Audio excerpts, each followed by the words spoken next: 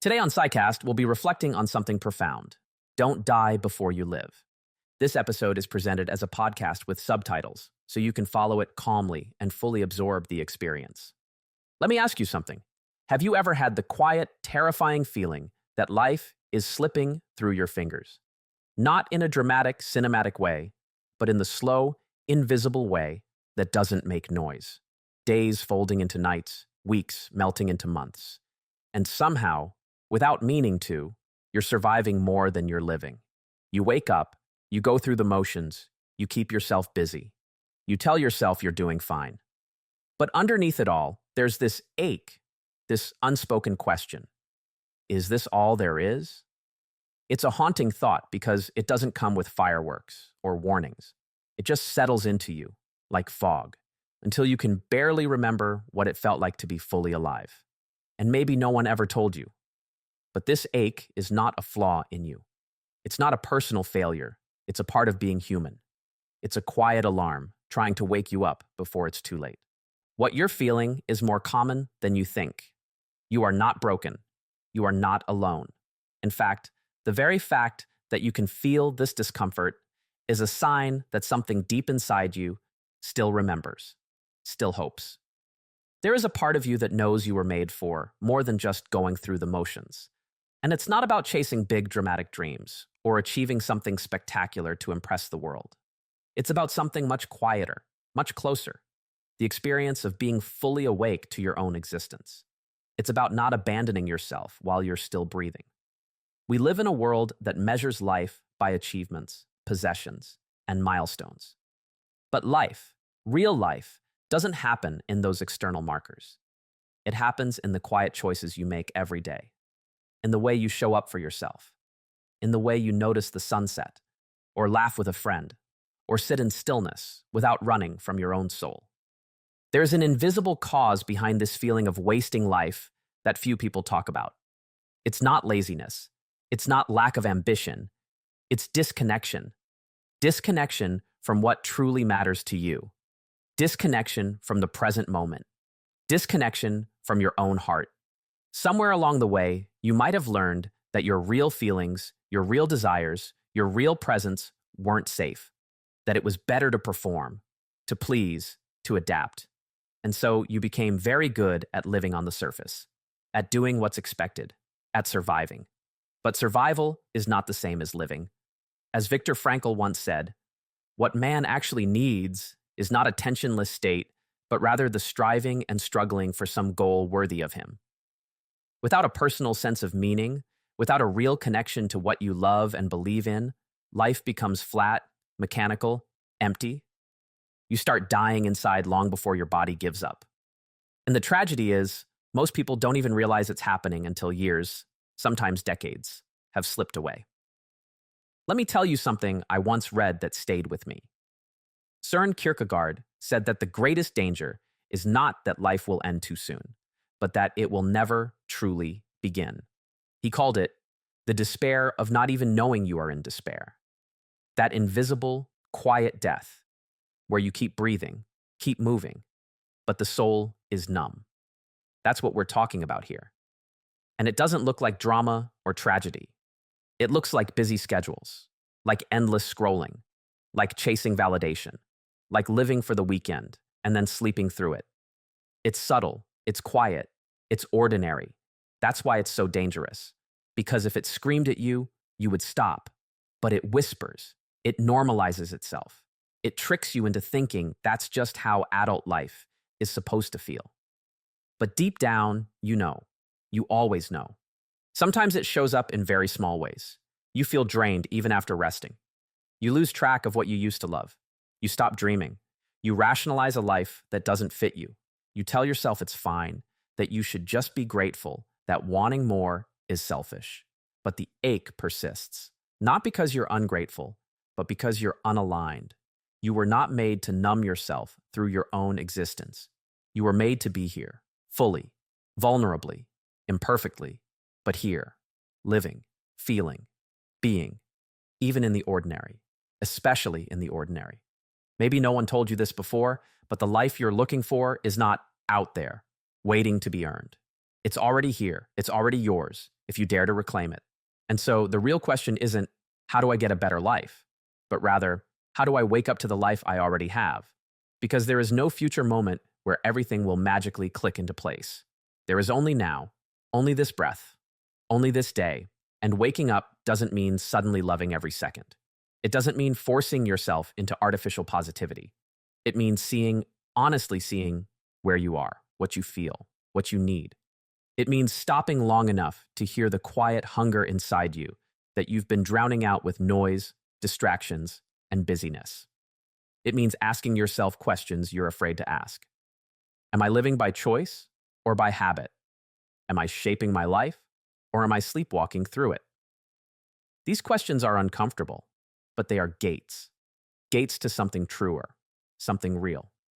Let me give you a simple human example. Imagine someone who has been working at the same job for years. They don't hate it, but they don't love it either. It's safe, predictable. Every morning, they wake up, scroll on their phone for a while, get dressed, go to work, come home, binge a show, go to bed, week after week, year after year. There's no crisis, no major failure. From the outside, everything looks fine. But inside, they feel a growing numbness, a sense that they are missing something essential, something they can't quite name. They think, maybe I just need a vacation. They plan a trip, feel excited for a moment, but when they return, the numbness is still there. Because what they're missing isn't excitement. It's presence, it's meaning, it's aliveness, and no external change will fix what requires an internal awakening.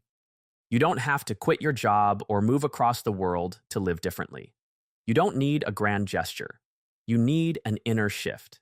You need to stop postponing your life until you deserve it or until it's perfect. You need to realize that life is happening right now, whether you're awake to it or not. And if you keep postponing your own presence, if you keep waiting for the perfect moment to truly live, you'll find yourself reaching the end of your days, filled with a regret so deep that no achievement, no possession, no approval can ever erase it. And that's what I mean when I say, don't die before you live. Because death isn't just a physical event. It's a gradual giving up, a slow disconnection from what makes life worth living. And the tragedy is not that we die. The tragedy is that we stop living long before we die. One of the most powerful reframes you can embrace is this. Living fully isn't about doing more. It's about being more present with whatever you're already doing. Washing the dishes, talking to a stranger, listening to music you love, walking under the evening sky. These are not filler moments. These are life. These are the sacred spaces where aliveness hides. And if you keep waiting for some grand event to finally make you feel alive, you'll miss the countless tiny invitations that are already here every single day. Tiny moments that, if you dare to meet them fully, can stitch a life of depth, richness, and real meaning. The way out is not more ambition, not more hustle, not more noise. It's less. It's simpler. It's a return to your own soul. It's a remembering. Maybe you forgot how much life is already offering you, even in its imperfections. Maybe you forgot that the simple act of breathing, of feeling, of connecting is a miracle in itself. Maybe you forgot that you don't have to earn your right to live fully. You were born with it. But it's not automatic. It's a choice, a daily, imperfect, courageous choice to stay, to see, to feel, to live. Maybe you're wondering, but how do I start? How do you go from numbness to aliveness when you feel stuck in routines that have long lost their meaning? The answer isn't found in some sudden, explosive transformation. It's found in the smallest acts of remembering. Start by noticing. Notice the way your coffee smells in the morning. Notice the weight of your body against the chair. Notice the way light falls across the floor at sunset. Noticing sounds almost too simple, almost too naive. But it is revolutionary, because numbness is not just a feeling. It's the habit of not noticing. It's the habit of rushing past your own existence. Every time you slow down enough to notice something real, you begin stitching yourself back to life. Carl Jung once said, "The shoe that fits one person pinches another. There is no recipe for living that suits all cases." Your way back to aliveness will not look like anyone else's. It may not be loud or impressive. It may not be something you can even easily explain to others. It will be quiet. It will be personal. It might be as simple as finally picking up a book you've been meaning to read for years, or calling someone you miss, or walking without headphones so you can actually hear the sounds of your life again. Small, radical acts of remembering. Not to fix yourself, not to prove anything, but simply to live.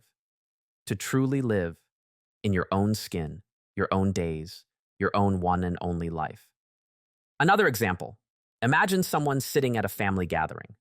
They're physically there, but their mind is scrolling through worries, plans, judgments. The moment passes without them ever really touching it. They were there, but not present. They were breathing, but not living. Now imagine if, for even 1 minute, they dropped the inner noise.